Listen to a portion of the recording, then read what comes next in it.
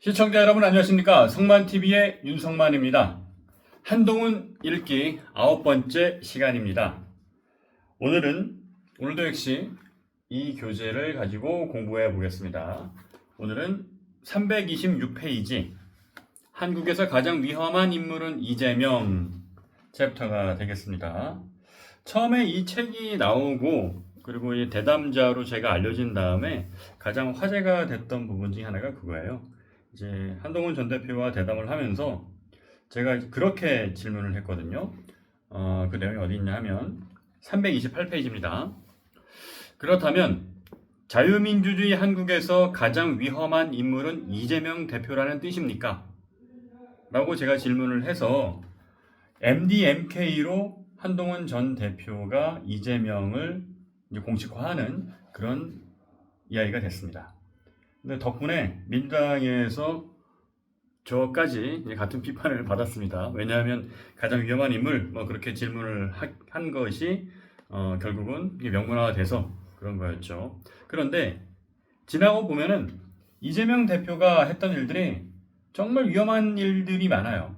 지금도 역시 위험한 짓을 계속하고 있습니다. 그래서 그 이야기를 오늘 좀 나눠보도록 하겠습니다. 한동훈 전 대표의 이야기를 좀 들어보면 이렇습니다.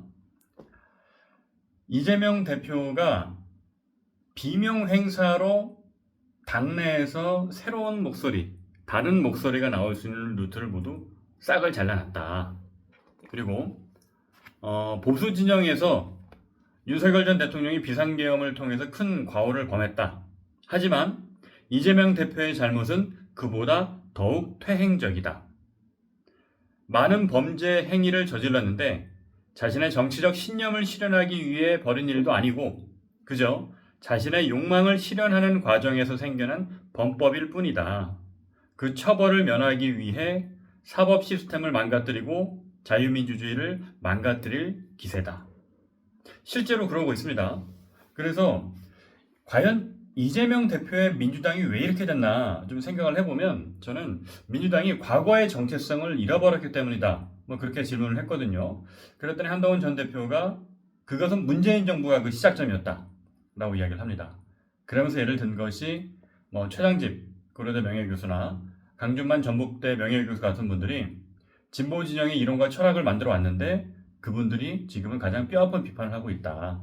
그리고 민주당은 이분들의 목소리를 듣기보다는 이재명 대표만 오히려 아버지처럼 받들고 있다. 그렇게 비판을 했습니다. 그리고 여기서 이제 중요한 한동훈 대표의 이제 철학이 나옵니다. 어느 정권에서도 이렇게 탄핵을 일상적으로 입에 올린 정당이 없다. 왜냐하면 법치주의 때문에 그래요. 법치주의라는 것은 제가 이제 누차 말씀드렸지만 자유주의, 그러니까 정치적 자유주의의 핵심은 소수자의 의견을 보호하는 것.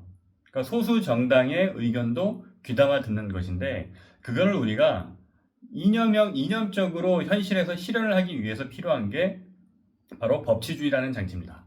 그럼 법치주의라는 장치는 국민의 뜻을 오직 법에 의해서만 대리하고 법에 명시된 대로만 권력자가 권력을 행사한다라는 겁니다. 그러니까 이 이야기를 한동훈 전 대표의 표현대로 제가 다시 붙여서 책에 있는 내용을 읽어보면 이렇습니다. 법치주의 정신의 핵심은 법의 권한이 명시되어 있어도 국가 권력을 함부로 쓰지 말라는 것이다. 그렇죠. 앞서 말씀드렸던 것처럼 법치주의가 뭡니까? 권력자들이 국민을 국가에 위탁한 권력을 오직 법에 의해서만 쓰는데 그 권력을 행사할 때는 매우 절제된 상태여야 한다라는 겁니다. 실제로 비상계엄이나 탄핵 같은 경우도 법에 명시되어 있죠. 법에서 사용할 수 있는 그런 어떤 조항으로 되어 있기는 하지만 그거를 곧이곧대로 아무 때나 막 쓰면 안 되는 겁니다. 비상계엄도 마찬가지예요. 법령에 나와 있지만 헌법상 권한이지만 그걸 아무 때나 쓸 수는 없는 거잖아요. 그래서 한동훈 전 대표가 이야기하는 것은 87년 체제 이후에 대한민국 정치는 87년 체제의 헌법은 정치인들의 절제를 통해서 이루어져 왔다. 법에 명시되어 있지만 그것을 쓰지 않고 대화와 타협을 하면서 대한민국의 정치적 민주주의가 지탱되어 왔다. 그러나 그것이 윤석열의 비상계엄, 이재명의 일상계엄으로 모두 망가졌다. 그렇게 해석을 하고 있습니다. 그러면서 이재명 대표가 위험한 것은 과반 의석이 넘는 거대 정당의 대표, 그것도 일극체제, 아버지라고 불리는 그런 사람이 여기다 더해서 행정부의 권력까지 얻게 되면 어떤 폭주를 할지 모른다. 그리고 성남시장 시절에도 상대적으로 작은 권력을 매우 크게 썼던 인물인데 대통령 권력까지 갖게 되면 어떻게 되겠냐. 그러니까 이 부분들이 정말 위험하게 느껴지는 거죠. MDMK인 거죠.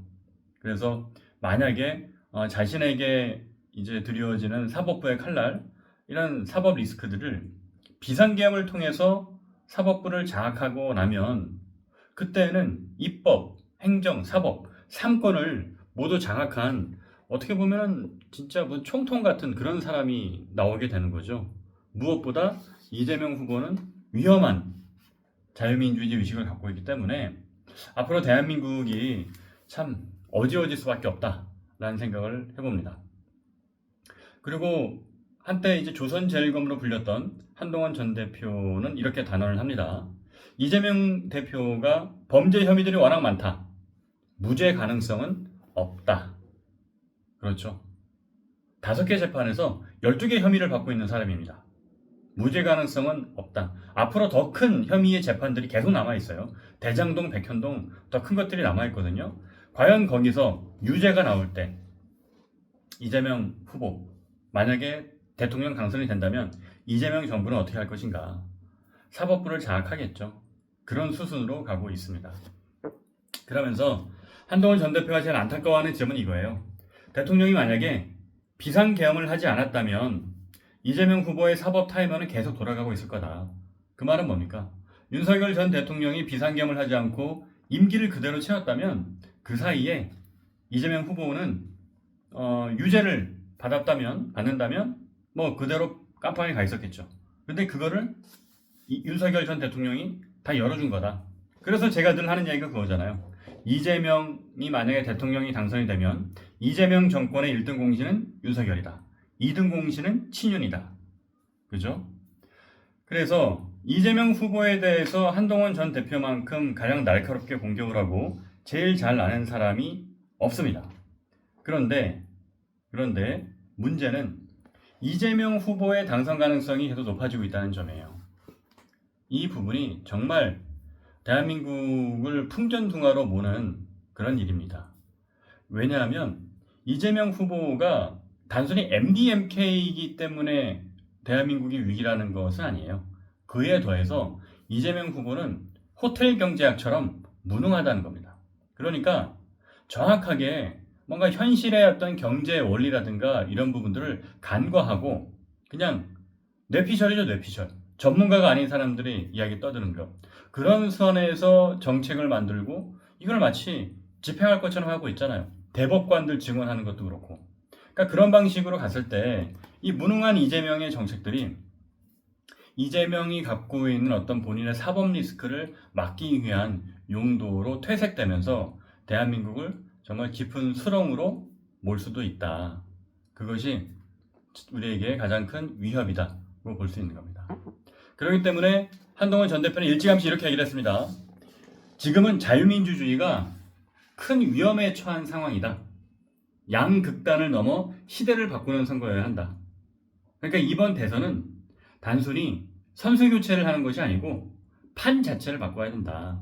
그러니까 양극단에 서서 적대적 공생을 해온 윤석열, 이재명 이 두 사람을 모두 바꾸는 그래서 정치 교체, 세대 교체, 시대 교체가 돼야 한다.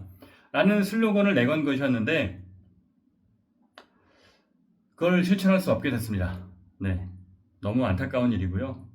이렇게 해서 대한민국의 역사가 한 몇십 년 후진할 것 같아서 매우 안타깝습니다. 하지만 한동훈 전 대표의 정치는 여기서 끝나지 않습니다.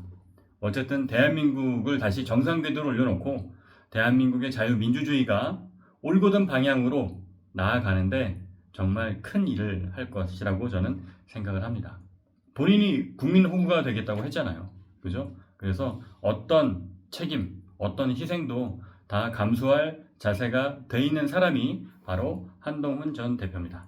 자, 한동훈 기필기 이번 시간에는 이재명이 왜 위험한가? 무능하기 때문에 위험하고 그리고 온갖 범법을 저지른 사람이기 때문에 위험하다. 그런 말씀을 드렸죠. 그리고 이번 선거는 어쨌든 그 시대교체, 세대교체, 정치교체를 했어야 하는 선거지만 그렇게 할 수 없게 돼서 결국은 우리의 과제가 이월됐다. 끝난 것이 아니라 우리가 해야 할 일이 좀 더 미뤄졌을 뿐이다. 라고 말씀을 드려봅니다. 자, 동료 시민 여러분, 우리가 연예인을 좋아하는 거 아니잖아요. 그죠?